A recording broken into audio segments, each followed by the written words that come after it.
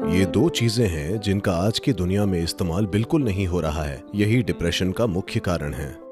अगर आपको सिर्फ शारीरिक काम करना हो तो आप एक तरह से खाएंगे, मानसिक काम हो तो दूसरे तरीके से। तो सही तरह का भोजन करना बहुत जरूरी हो जाता है। यानी कि आप या तो बीमार हैं या आप शारीरिक और मानसिक दोनों तरह से जल्द ही बीमार होने वाले हैं। अगर ये हासिल हो जाता है तो आपके पास काफी हद तक पूर्ण मनुष्य होंगे जो अपना जीवन पूरी तरह से जिएंगे। हेल्थ शब्द का मूल है होल, यानी पूर्ण, यानी स्वस्थ महसूस करने का मतलब है अपने अंदर पूर्णता की भावना। ऐसा होने के लिए हमारा शरीर जीवंत होना चाहिए, हमारी शारीरिक ऊर्जाएं जीवंत होनी चाहिए, हमारा मन खुश होना चाहिए, भावनाओं में उत्साह होना चाहिए। तभी आप पूर्णता की भावना महसूस करते हैं।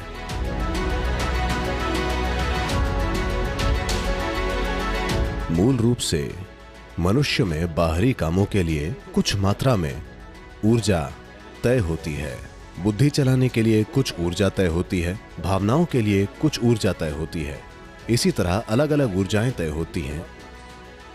ये हर व्यक्ति के लिए अलग अलग होती है, पर आमतौर पर जो ऊर्जाएं तय की गई हैं, विशेष रूप से शारीरिक काम और भावनात्मक आयाम के लिए, ये दो ऐसी चीजें हैं जिनका आज की दुनिया में इस्तेमाल बिल्कुल नहीं हो रहा है। यही डिप्रेशन का मुख्य कारण है, मेरा विश्वास कीजिए। लोग कई मानसिक बीमारियों से पीड़ित बच्चों को मेरे पास लाते हैं।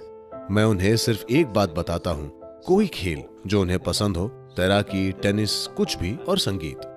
These two things you bring into their life with अगर ये दो चीजों को आप उनके जीवन में लाते हैं तो 3 महीने में ज्यादातर बच्चे, 80 से 85% बच्चे काफी शानदार तरीके से ठीक हो जाएंगे, क्योंकि उनकी भावनाओं को व्यक्त करे बिना और भौतिक शरीर को पर्याप्त मेहनत मिले बिना वो पक्का डिप्रेशन में जाएंगे।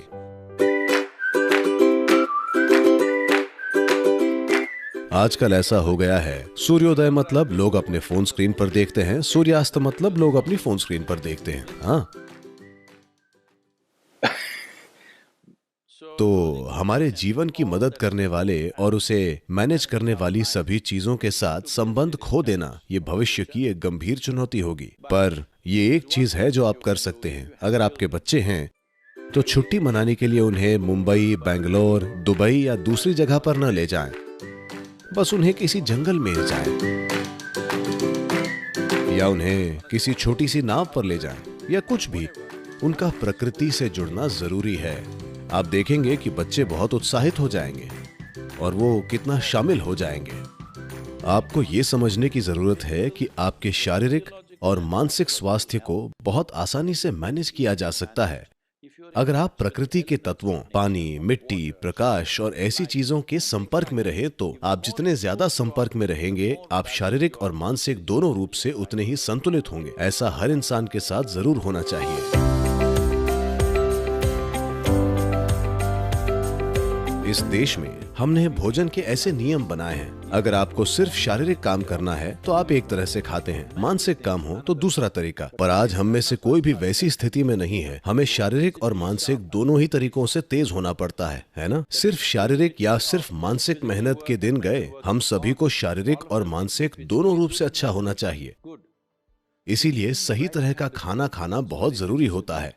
विशेष रूप से कुछ चीजें जो बहुत सकारात्मक हैं, वे हैं ऐशगार्ड या सफेद पेठा। अगर आप हर दिन 1 गिलास सफेद पेठे के रस का सेवन करते हैं तो आप साफ देखेंगे कि आपकी बुद्धि अपने आप तेज हो जाएगी। आप मानसिक रूप से बहुत तेज हो जाएंगे, अभी से कहीं ज्यादा।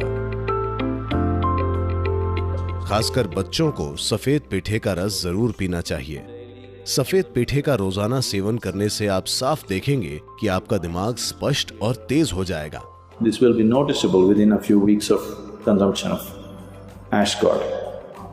अगर आप कॉफी पीते हैं तो ये आपको ऊर्जा के साथ उत्तेजना भी देती है। सफेद पेठे का जूस पिएं, इससे आपको भारी मात्रा में ऊर्जा मिलती है और साथ ही ये आपको बहुत ज्यादा शांत रखता है। शहद का रोजाना सेवन भी आपके लिए अद्भुत काम कर सकता है।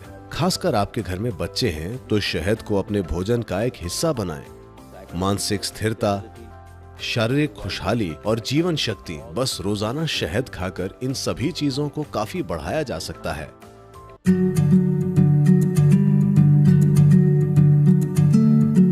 क्या आप जानते हैं कि शरीर में जो भी सफाई की प्रक्रियाएं होती हैं, चाहे आपकी आंतों की सफाई हो या मूत्राशय का खाली होना या फिर सांस छोड़ना, पसीना, ये सब अलग तरीके हैं जिनसे शरीर खुद को साफ करने की कोशिश कर रहा है। इन सभी चीजों में सब लोगों के शरीर की काबिलियत अलग अलग होती है। अगर आपका स्वास्थ्य अच्छा है, अगर आपकी सेहत बिल्कुल बढ़िया है और अगर आप सही तरह का खाना खा रहे हैं, तो जब आप मल त्यागते हैं तब आपकी बड़ी आंत में कुछ भी, एक तिनका भी नहीं रहना चाहिए, सब कुछ निकल जाना चाहिए। योग विज्ञान में यह बहुत ज्यादा महत्वपूर्ण है, बड़ी आंत का साफ होना, वरना उसका असर आपके दिमाग पर होगा। वाकई आपका कोलन या बड़ी आंत का साफ न होना और मानसिक गड़बड़ी, ये दोनों चीजें सीधी जुड़ी हुई हैं।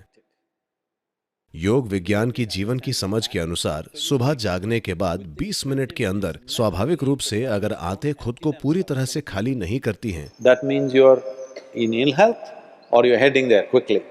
तो यानी कि आप बीमार हैं या आप शारीरिक और मानसिक रूप से जल्द ही बीमार होने वाले हैं। इन दोनों में से कोई भी जो आप में ज्यादा कमजोर है वो पहले खराब होगा। अगर आप आयुर्वेदिक डॉक्टर के पास जाते हैं तो आपकी जो भी समस्या हो, सबसे पहले वो आपकी आंत साफ करेगा, क्योंकि बड़ी आंत को साफ रखना बहुत जरूरी है।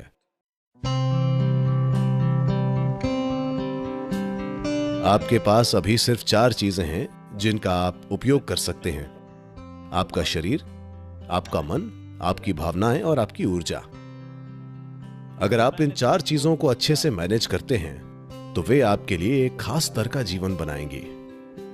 अगर आपके पास स्वस्थ शरीर है तो आप एक तरह से जिएंगे। अगर आपके पास एक बहुत ही स्थिर और तेज दिमाग है तो आप दूसरे तरीके से जिएंगे। अगर आपके पास स्थिर और उल्लासित भावनाएं हैं तो आप दूसरे तरीके से जिएंगे।